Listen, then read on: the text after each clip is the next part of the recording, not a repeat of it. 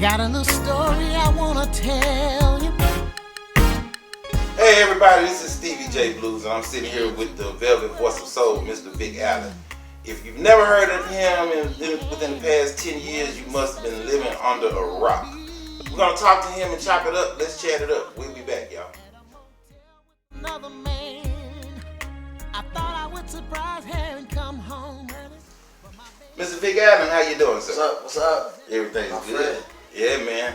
Well, for the sake of those who have maybe been living under a rock for the last 10 years or so, and haven't heard of you, tell them a little bit about yourself. Born in Jackson, Mississippi, raised here in Jackson. Started playing piano in church when I was a little kid. Through my teenage years. After that, started singing with some gospel groups around the area. And also met, right after high school, met a gentleman, legendary young man, Mr. Leonard Williams from the Williams Brothers. Started working with him. And while I was working with him, we needed a guitar player. And I knew this young guy, heard of him, went to Callaway High School. Everybody was telling me how good he could play. I went and found him and recruited him to come play guitar with us and Leonard Williams. Y'all might know him, huh? Mr. Stevie J Blues Yes, himself. sir. That was many moons ago. Yeah, I used to go pick him up from school and bring him to practice, bring him to rehearsal. Right. A lot of people don't believe me when I say that. I was like, man, Vic was on the list to pick me up whenever I got ready. He could come get me. Mama said, yo, Vic fine. Vic coming to get him. Vic or Dwight. And he all right with them two. That's right. I'd be calling, man, come get me, man. Yeah, that was a long time ago. Yeah, man. But anyway, we moved on from that and got with a legendary group called Can Spirituals. I was with them for 16, 17 years, something like that. And all the time I was with them, I was writing and producing soul and southern soul blues for artists like Willie Clayton and Mel Waiters and Peggy Scott Adams, Tyrone Davis. And it just kind of morphed my career into doing it on solo. Yeah, a lot of people don't know that you wrote the big hit for Willie Clayton, I Love Me Some You. Wrote and produced it. So that's what I'm talking about. It was, just an idea I had sitting around the house, and I wrote it probably in 10 minutes, and went back and did the track in the back room, and it was simple as that. Whenever they come quick, those are the good ones. Yeah, have you ever regretted giving it to them? No. Or let them do it? No, because that opened the door for me. Okay. That opened the door for me to be able to even get my foot in the door. Because believe it or not, back then, Sir Charles was the first young artist. Right. Before him, they didn't really consider us young cats artists, Yeah. and they didn't just consider us being in the soul blues arena either. Right. So that opened the door for me to even be able to get inside the door, and my paperwork was right on it. So Right. So you did well. I got you. That's good to know.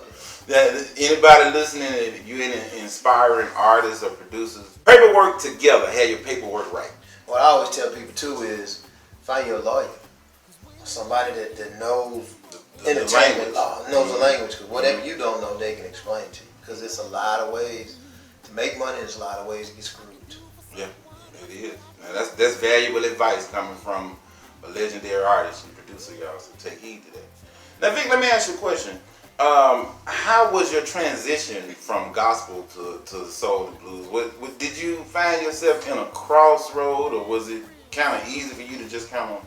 It was difficult at first because the gospel people from the gospel arena were they were hard on me about it. They thought I was stabbing them in the back, so to speak.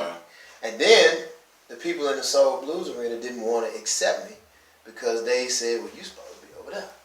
You're a gospel singer. You're not supposed to be." So the first 3-4 years were a little, difficult. Once we put out, I think one of the first songs that started to really make some noise was a song "Forbidden Love Affair." Yeah. And once they, there were several songs before that. Right. That was the one that really started to make some noise. So once they had to kind of embrace you Right. as an artist for that work. Right. Yeah.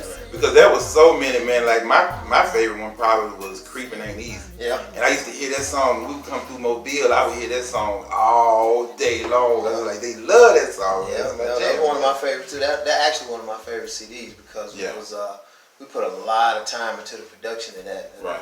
Mixed and produced at Cabo Studio. Okay. So we put a lot of time into it, and to me, sonically, it sounds amazing. Yeah. I love the way that record sounds. It's a lot of tasteful stuff on that record. So there's a lot of Texas stuff on there. But Forbidden Love Affair was something that it was actually just the opposite. We didn't put a whole lot of time into that album.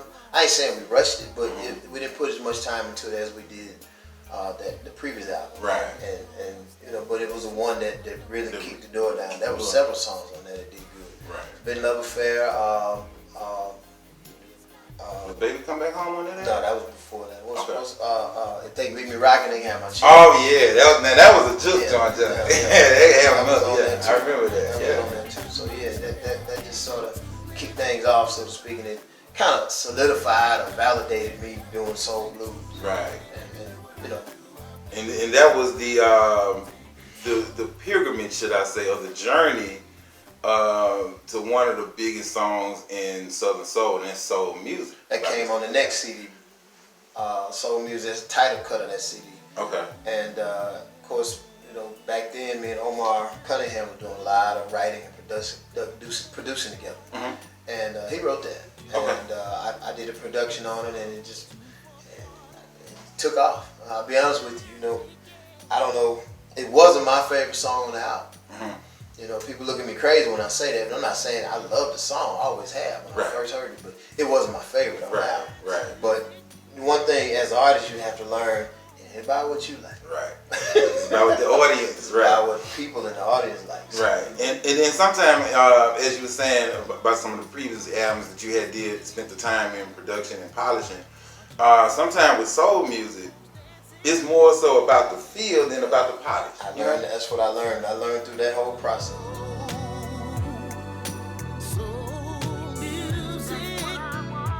So before that, there were 4 CDs. Oh wow. Prior to that. And you know, they made a tiny little bit of noise. And I was really into production and trying to make stuff sound polished and mixing and remixing and all that. And the first time we decided to just do a record and just do it till it feels good and don't do anything else, that's when they started kind of biting it down. Yeah, man. So it's all about the feel. If people feel it, that's what you want. If you look on the CDs and look on the credits, you'll see where it says studios, it said recorded and mixed at Vick's house studios. There you go. That's the best time, man. That's those some of the best sessions go down at the house. Sitting in the back room with my drawers on, recording. In your element. Right. Yes, sir. Yes, sir. Well, now, I'm not gonna hold you too long, but now I'm gonna ask you one question. If you had any piece of advice for any upcoming artist or producer or writer, what would be that advice to them? Learn as much as you can about the business and try to find you a lawyer or someone who knows entertainment law to teach you all the different ways you can make money as well as all the different ways you can get screwed. Because there's a whole lot of them. You'd be surprised. Right, all about that language. Oh yeah, definitely. Yes, sir. Definitely. Well, ladies and gentlemen, I'm Stevie J Blues, and this is Let's Chat It Up. My guest today has been Mr. Vick Allen. Look him up online. You have a website you want to share? www.Vick Allen is VICK. I'll put the K on VickAllen.com. Facebook, Vick Allen. There's a fan page on Facebook as well, Vick Allen fan page.